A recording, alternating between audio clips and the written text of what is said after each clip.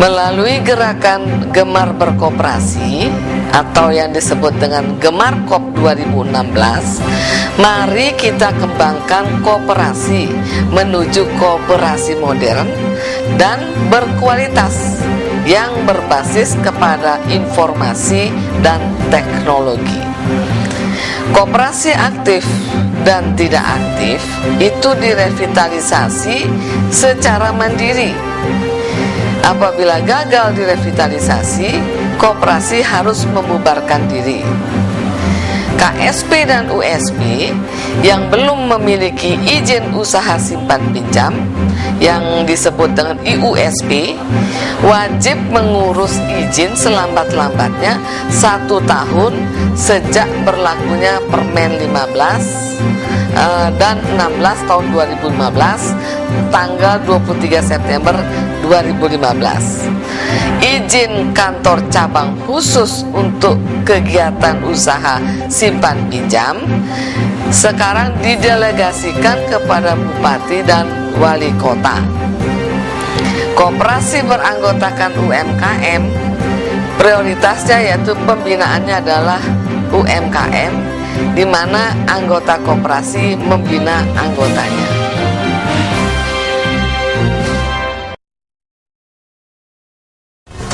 Saya Hajah Putuseli Andayani, Kepala Dinas Koperasi dan UKM Nusa Tenggara Barat, menghimbau kepada masyarakat atau pelaku KUMKM agar lebih berhati-hati karena saat ini marak terjadi menjual nama kepala dinas untuk meminta sejumlah uang agar pencairan hibah dan bansos bisa disegerakan. Saya menghimbau bahwa hal itu tidak benar karena tidak ada bantuan hibah dan bansos kepada masyarakat kecuali kepada kelompok usaha bersama, tetapi bentuknya hibah barang.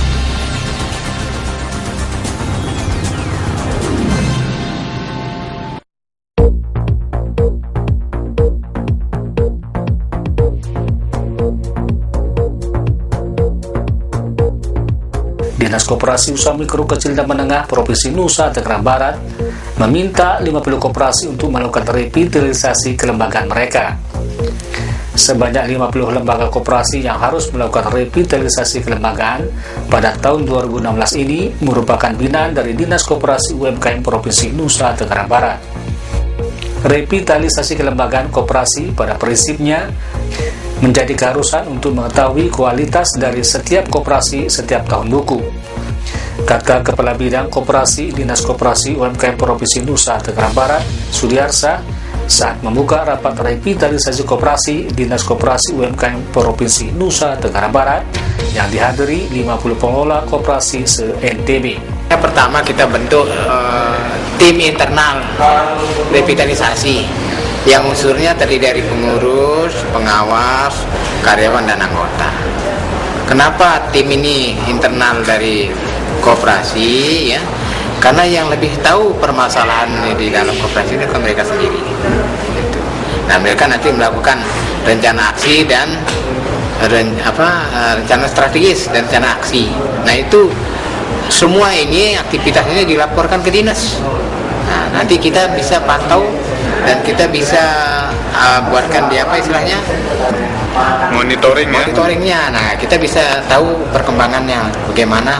Nah, karena fungsi kita di situ hanya sebatas fasilitasi, advokasi, ya, pemberian bimbingan, fasilitasi, pendampingan. Yang dimonitoring yang mana nih? Ya, semua koperasi. Iya, yang melakukan ini revitalisasi itu. Nah, itu kan bahannya ke kita. Nah, nanti dasar itu kita apa yang bisa kita seru, apa pendampingan atau fasilitasi apa gitu kan di situ sesuai dengan kebutuhan, sesuai dengan keperluan dari masing-masing koperasi. Berapa jumlahnya Pak Kabit? Yang merevitalisasi ini? Semua koperasi. Semua yang 4.600-an itu? Bukan, yang prioritas kita ini karena yang peserta ini hanya binaan provinsi, jadi 50 koperasi ini dulu yang kita minta untuk dilakukan revitalisasi. Revitalisasi koperasi merupakan kegiatan yang diselenggarakan oleh koperasi dalam mengupayakan agar koperasi yang tidak aktif dapat menjadi koperasi aktif, dan koperasi aktif menjadi koperasi yang lebih besar. Revitalisasi ini sendiri bertujuan untuk mendorong koperasi menyadari bahwa sebagai pelaku ekonomi harus sehat, kuat, mandiri, dan tangguh, serta berdaya saing, sehingga mampu menghimpun dan menggerakkan potensi ekonomi, sosial, dan budaya.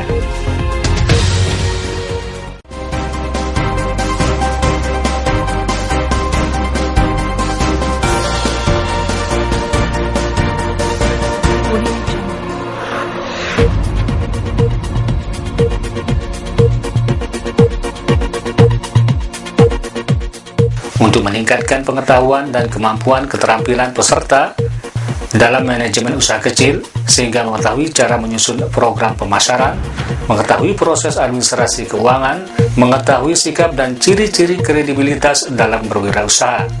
Dinas Koperasi UMKM Provinsi Nusa Tenggara Barat menggelar diklat manajemen usaha kecil di bidang tata boga bagi wirausaha baru se-Nusa Tenggara Barat, angkatan 1 dan 2 di Balatkop NTB. Kepala Dinas Koperasi UMKM NTB, Haja Putu Seli Andayani, mengatakan para peserta adalah orang yang terpilih karena ditunjuk melalui surat Kepala Dinas Koperasi UMKM Kabupaten Kota yang mewakili dari daerah masing-masing. Dari Kepala Balatkop ya, tolong diperhatikan juga. Sekarang kan sudah ada WA, ada lain, nah itu komunikasi bisa dengan online bisa ya. Tidak harus berkunjung ke sana kan, tidak ya. Buat perkumpulan dalam WA, nah di situ bisa sharing.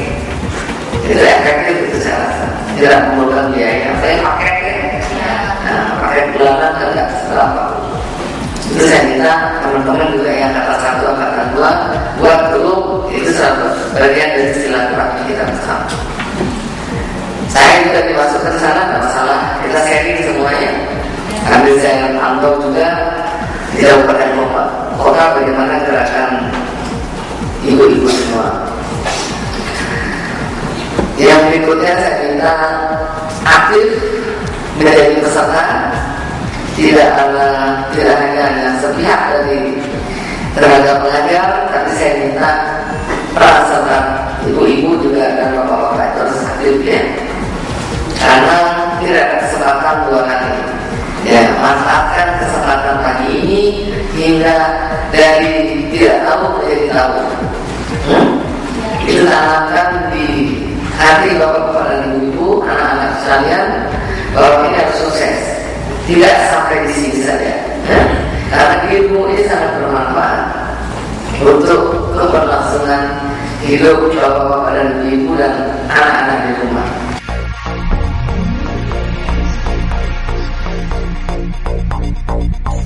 Diharapkan usai diklat para peserta mampu dan dapat memanfaatkan peluang usaha, dapat meningkatkan kapasitas usaha, mampu memobilisasi dalam menggunakan sumber daya alam, dan dapat mengolah berbagai macam produk makanan yang berbahan dasar pijar, yakni sapi, jagung, dan rumput laut.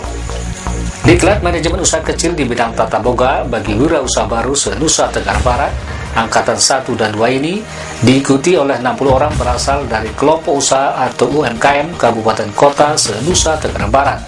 Untuk praktek tata boga ini dilaksanakan di SMK 4 Mataram yang dibimbing oleh narasumber dari SMK 4 Mataram. Sedangkan materi dari Widya Suara, Balai Diklat Koperasi NTB. Di teman kelompok sebelah bikin brownies, ya. Terus kami di sini diajarin bikin adonan denis. Apa aja bahannya kan? Margarin sama terigu, sama telur, susu, kemudian ada raginya juga, garam secukupnya sama perasan air jeruk. Tadi kok ditaruh di kulkas apa maksudnya? Untuk karena dia pakai petristik di sini, jadi ada adonan lemaknya itu supaya mengeras lemaknya, ya biar tidak cair lemaknya yang di lapisan dalam.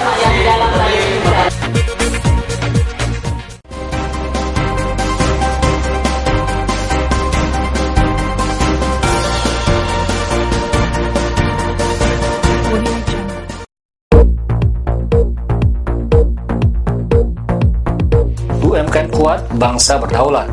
Inilah salah satu tema dalam rangka Hari UMKM pertama yang jatuh pada tanggal 12 Agustus 2016.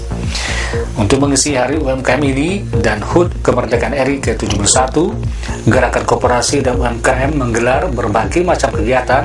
Kegiatan diawali dengan jalan santai yang diikuti oleh Gerakan Koperasi dan UMKM, seluruh pegawai lingkup Dinas Koperasi UMKM NTB, pejabat dinas terkait. Jalan santai yang dibuka oleh Kadiskop UMKM NTB Haja Putu Seli Andayani dimulai dari depan lapangan Bumi Gora, kantor Gubernur Nusa Tenggara Barat, dan finish di Tugu Gora, Jalan Udayana. Kepala Dinas UMKM NTB Haja Putu Seli Andayani dalam laporannya mengatakan, tanggal 12 Agustus 2016, pencanangannya telah dilakukan di beberapa provinsi, diantaranya Jawa Barat, Jawa Tengah, Jawa Timur, dan Lampung sebagai bentuk penghargaan bagi tokoh pejuang koperasi UMKM NTB, yaitu Bung Hatta, yang disesuaikan dengan tanggal dan bulan kelahirannya, yakni tanggal 12 Agustus. Dan ini adalah niatan kita dari KUMKM semua yang berada di Murni, jadi bukan dari pemerintah. Bukan dari pemerintah, semua ini gerakan. Jadi kita tidak menggunakan dana APBD ya. Dalam hal ini kita menggunakan semua sponsorship yang binaan dari provinsi dan kabupaten kota. Ini adalah gerakan. Karena untuk tahun-tahun kedepannya kita juga membuat yang lebih meriah dari ini karena tahun pertama. Dan sehingga ada dukungan yang kita lihat itu ada dukungan dari kepala daerah, dari gubernur, wakil gubernur, wali kota. Ya. Itu yang akan dikirim ke Jakarta, ke presiden, agar ditetapkan setiap tanggal 12 Agustus Hari UMKM. Ya, karena UMKM kita ini adalah UMKM yang harus kuat, pasti bangsa berdaulat. Ya. Yang tidak tergerus karena krisis ekonomi adalah UMKM.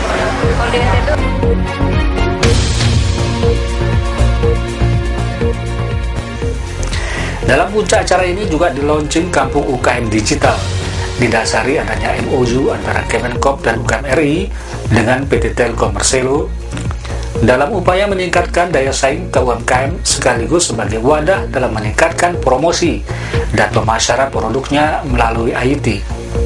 Sehingga PT Telkom Persero memberikan peralatan teknologinya sekaligus layanan internet gratis selama 1 tahun.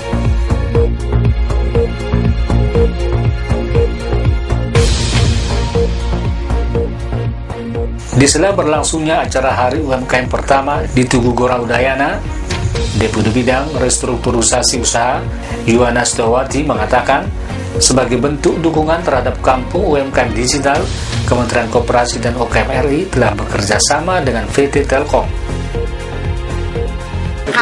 Saya Deputi Bidang Restrukturisasi sudah MOU dengan PT Telkom tahun tanggal 25 Mei. Mengapa? Karena kami tahu Telkom punya program 300 titik. Biayanya tuh 300 juta per titik dari uang mereka, bukan CSR loh, mereka bisnis. 1 tahun gratis, Bu. Gratis. 30 sampai 40 megabyte. Mereka menarik fiber optik itu harganya miliaran. Yang tidak bisa dilakukan oleh APBN, oleh APBD, tidak ada, dan duit itu tidak bisa juga dispendingkan dari kami. Jadi maka Telkom melalui sebagai test food lah. Kalau ada restoran hari ini gratis, besok bayar. Dia bukan CSR, ini saya tangkap. Saya titip beberapa sentra UKM yang lepas dan 49 float. Saya seluruh Indonesia kan punya 49. 2 di NTB. Doain aja Ibu, teman-teman, dana untuk kabupaten lain usulan sudah banyak. Satu titik kan 3-4 miliar untuk gedung float. Kami sekarang karena keuangan negara sedang ini, targetnya sih ada 265 float, gedung float yang menjadi rumah UKM. Nah, dengan MOU saya 49 float seluruh Indonesia itu menjadi pusat headquarternya daripada Kampung UKM Digital. Tapi yang kampung KUD lain, Kampung Digital lain boleh di sentra-sentra. Nah, yang ini yang bukan di float, nanti di float akan lahir lagi Kampung UKM Digital. Mereka juga ngajarin, Bu, di kelas-kelas pelatihan bagaimana mengakses internet, bagaimana dia mempromosikan produk lewat web. Itu diajarin, kita nggak usah bayar dengan APBN lagi. Keren kan? Jadi sekali tembak kita raih sumber daya dia, dan dia senang karena mereka biasanya membuat tenda darurat untuk KUD itu, kampung UKM kita. Dengan gedung Plut mereka senang, sentranya sudah ada, binaan ibu ini kan dari 2 Plut aja itu bisa 10 sentra, udah menjadi kegiatannya si pembinaan bagi Telkom. Dengan berbagai kegiatan yang dilakukan oleh Diskop UMKM NTB dan instansi terkait lainnya, diharapkan UMKM NTB naik kelas.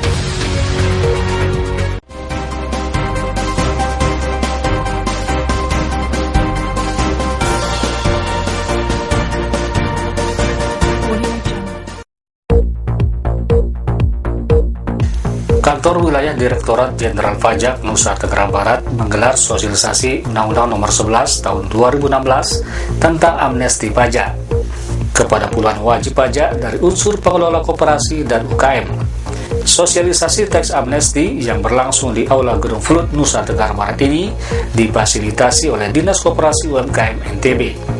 Kepala Seksi Bimbingan dan Penyuluhan dan Pengelolaan Dokumentasi di bidang P2 Humas Kanwil DJB Nusa Tenggara Barat, Ardi Nugroho mengatakan, dari sejumlah pertanyaan yang diajukan oleh peserta, diantaranya terkait masalah NPWP, e-filing atau cara pengisian SPT tahunan, pajak harta kekayaan, serta surat bebas pajak 1%. Saya berhubungan dengan teman-teman yang koperasi terutama, tadi sudah disampaikan Bapak Kepala Bidang DKP. Jadi biasanya permasalahannya terkait yang pertama dengan SHU, mereka belum memotong SHU. Kemudian yang kedua bunga koperasi, padahal bunga koperasi yang bunganya ya Pak, yang bukan pokoknya, bunganya yang lebih dari 240.000 per bulan. Itu kan artinya kalau bunganya saja sudah 240.000 Pak, pokoknya berapa Pak, kan banyak sekali. Jadi itu harus dipotong PPh final Pak, mereka belum melaksanakan. Memang dalam diskusi kami sebelumnya dengan koperasi, mereka memang meminta tempo Pak, supaya jangan dikenakan dulu lah ini, karena kami tidak tahu begitu, nanti yang 2016 selanjutnya akan kami kenakan. Karena undang-undang bunyinya kita adalah self assessment, jadi WP sejak diundangkan harus sudah tahu kan begitu Pak, undang. Nah, maka hal tersebut kemarin sebelum adanya undang-undang TA ini kan tidak bisa saya mengakomodir mereka, hanya nggak ketemu Pak. Mereka minta dihapus, saya nggak bisa karena undang-undang seperti ini. Nah, ini kesempatan baik sekali untuk teman-teman koperasi yang kemarin karena kealfaannya, karena ketidaktahuannya, mereka tidak tidak memotong pajak sebagaimana seharusnya. Nah, ini dengan adanya undang-undang TA ini, maka kesempatan mereka untuk menghapus Pak ini, istilahnya menghapus dosa-dosa masa lalu lah. Kita salaman, diputihkan atau kita salaman, minal aidin wal faidin kan, gitu, mohon maaf lahir batin, selesai sudah. 2016 mulai dengan yang benar, dengan yang baru benar gitu. Kalau yang itu sudah diputihkan gitu, selesai dengan ikut TA. Sementara itu, Kepala Bidang Penyuluhan Dinas Koperasi UMKM Nusa Tenggara Barat, Sudiarsah mengatakan, sekarang dengan adanya teks amnesti ini, untuk jalan keluarnya, terutama koperasi binaan provinsi dengan kabupaten kota, bersurat bagi yang belum melaksanakan teks amnesti. Seperti saya katakan tadi, banyak yang karena SHU-nya kecil, kadang-kadang malas bayar itu kan. Nah, sekarang dengan adanya ini, mungkin nanti kita jalan keluarnya, terutama binaan provinsi dengan kabupaten kota, kita surati bagi yang belum melaksanakan itu. Nah, sekarang mumpung ada kesempatan TA ini, ya kita lakukan. Itu aja. Yang kemarin saya akui pasti ada. Nah, terutama seperti tadi sampaikan, yang dipotong SHU anggota itu baru 2 koperasi di DB ini, yang lain belum. Ya, karena mungkin ketidaktahuan juga. Nah, ini kesempatan di TA, gitu kan. Sehingga nanti betul potensi pajak itu udah ditahu, karena ini asetnya siapa, hartanya sudah jelas kan. Itu ke depan ini itu bagus datanya gitu. Sekarang itu seperti itu terjadi. Kita akui itu. Kepala Dinas Koperasi UMKM Provinsi Nusa Tenggara Barat, Haja Putri Andayani mengatakan, jadi UMKM yang belum terdata terkait inventaris data tentang SPT yang mungkin sebelum tahun 2015 belum dimasukkan SPT, sekarang dimasukkan dan ada keringanan dari pemerintah.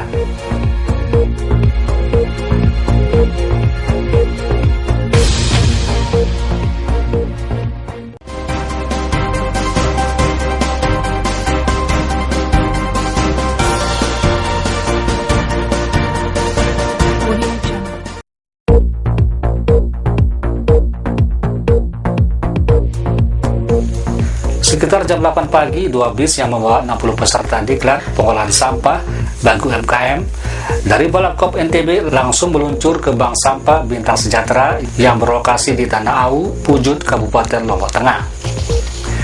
Kunjungan peserta diklat bersama panitia dan widya suara Balapkop NTB ini untuk melaksanakan praktik bagaimana mengelola sampah organik dan anorganik menjadi barang yang mempunyai nilai ekonomis tinggi. Mengawali praktik mereka, narasumber yang sekaligus pengelola Bank Sampah Bintang Sejahtera NTB, Sawaludin, menyampaikan tahap demi tahap bagaimana proses pengolahan sampah anorganik seperti gelas plastik, botol plastik, ember, dan sejenisnya.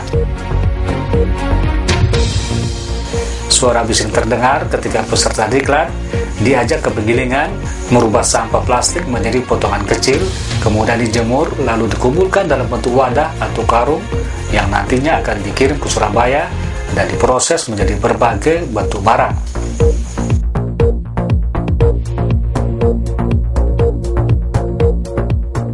Beberapa peserta yang tidak terbiasa dengan bau yang tak sedap dan menyengat dari sampah organik yang mulai membusuk, terlihat dari peserta yang mulai menutup hidung saat melaksanakan praktek pengolahan sampah organik menjadi pupuk kompos. Salah seorang peserta, Rahman, sangat tertarik dengan usaha dari bank sampah, terutama pengolahan sampah atau daur ulang sampah dari sisa makanan atau sisa bahan makanan dari dapur. Pasalnya, pengolahan sampah organik ini tidak membutuhkan biaya atau modal besar. Tinggal dibutuhkan kemauan dan tahan dengan bau yang tidak sedap di saat melakukan proses penyimpanan sampah organik selama kurang lebih 4-5 minggu dalam wadah tertutup yang akan menghasilkan cairan atau air sulingan, dapat digunakan untuk penyemprotan pada tanaman sebagai perangsang daun dan mencegah dari serangan serangga yang merusak daun karena bau cairan asam yang cukup menyengat. Apa yang sudah didapatkan dari pertama masyarakat sekitar itu seperti apa? Ya, yang pertama pengalaman kami dari beberapa komunitas yang sudah kita bina dan kita latih untuk melakukan pemilihan pertama, untuk melakukan pemilihan langsung dari rumahnya, minimal menjadi 2 bagian, itu sampah organik sama anorganik. Kalau sampah organik itu masyarakat bisa langsung melakukan kompos di rumahnya, dan kemudian kalau sampah anorganik bisa langsung disetorkan ke unit bank sampahnya. Alhamdulillah di beberapa tempat itu antusiasme masyarakat untuk memilih sampahnya begitu signifikan, dan kemudian mampu sedikit mengurangi jumlah timbunan sampah yang ada di lingkungan mereka.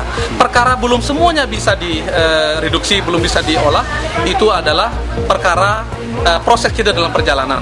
Karena belum tentu semuanya bisa mau ikut, tetapi paling tidak minimal nasabah kita itu, anggota kita yang ikut terlibat dalam nasabah bank sampah, mereka sudah mulai memilih sampahnya di rumah. Ya. Ada sekitar 50 lebih warga sudah mulai menyetorkan sampah di bank sampah. Bahkan pendapatan warga dalam sepekan bisa mencapai Rp200.000 sampai Rp300.000. Sedangkan yang bekerja mengolah sampah mendapatkan gaji sebesar Rp1.500.000 sampai Rp2 juta per orang dalam sebulan.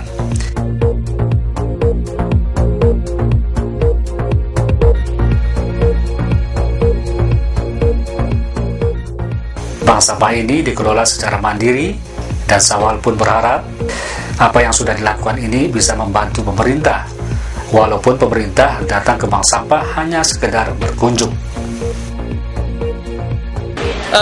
Secara kelembagaan sebenarnya support pemerintah untuk lembaga bank sampah bukan hanya di NTB tapi kabupaten kota itu mereka sudah lakukan, tetapi perkaranya adalah selanjutnya sejauh mana itu jalan.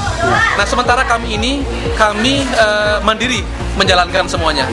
Harapan kami apapun yang kami lakukan ini bisa membantu pemerintah, ya.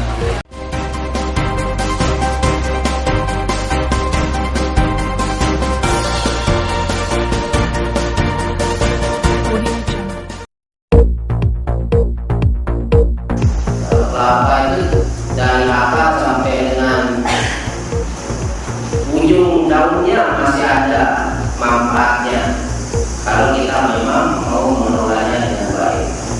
Dan jadi saya sangat berharap dari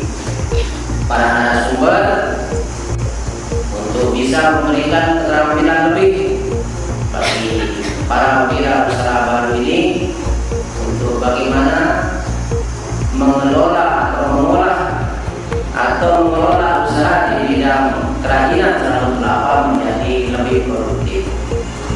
Mungkin di antara teman-teman ini sudah ada yang berusaha di bidang itu, tapi bagaimana agar usahanya lebih bagus, lebih produktif, tentunya harus dibekali, ditambah skillnya, ditambah pengetahuannya.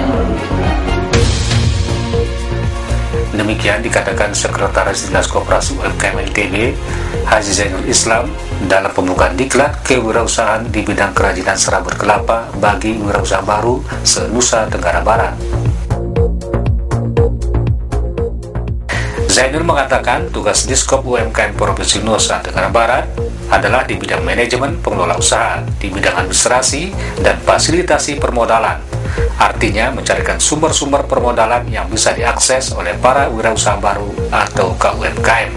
Oleh sebab itu, Zainul berharap kepada 60 peserta wirausaha baru ini akan mampu mengembangkan usaha dengan lebih baik, tentunya harus didukung dengan kemampuan manajemen wirausahaan, administrasi, dan bagaimana mendapatkan permodalan yang lebih murah dan lebih baik.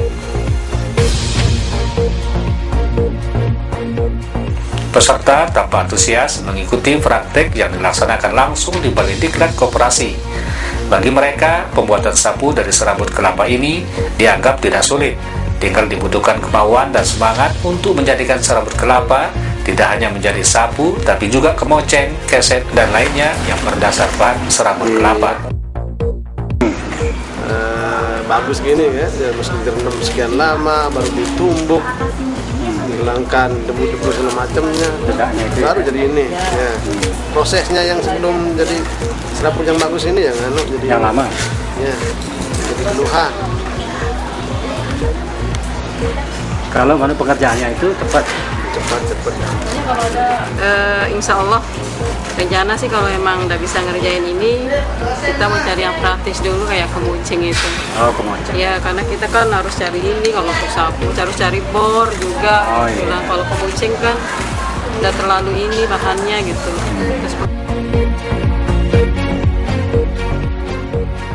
Panitia penyelenggara Diklat Retno Kusumaning Tias mengatakan Diklat ini dilaksanakan selama 4 hari efektif dari tanggal 25 sampai dengan 27 Oktober 2016. Dilaksanakan di Balai Diklat Koperasi UMKM Provinsi Nusa Tenggara Barat, di mana 60 peserta yang mengikuti Diklat ini berasal dari 10 kabupaten kota se-Nusa Tenggara Barat. Selain tenaga pengajar Widya Suara Balatkop NTB, juga dihadirkan praktisi dari kelompok usaha bersama atau KUB Kerajinan Serabut Kelapa Sumber Rezeki, Dusun Benyer, Desa Tlagawaru, Kecamatan Peringgabaya.